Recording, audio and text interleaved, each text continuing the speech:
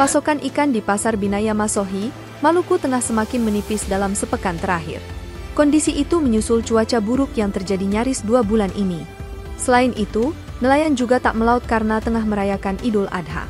Menipisnya stok ikan dari nelayan dalam kota menyebabkan para pedagang ikan mengambil stok dari luar kota.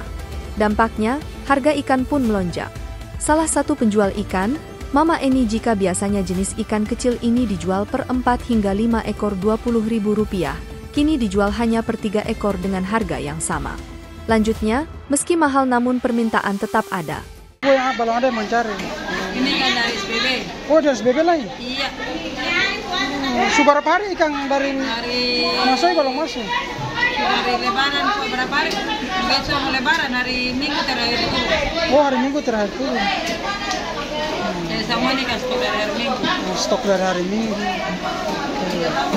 Jadi stok ada kosong, makanya 3 ekor kena 20.000. Satu parting berapa itu berarti? Satu parting kemarin 1.200.000. 1.200.000. Biasanya cuma berapa? 800, 900, 700.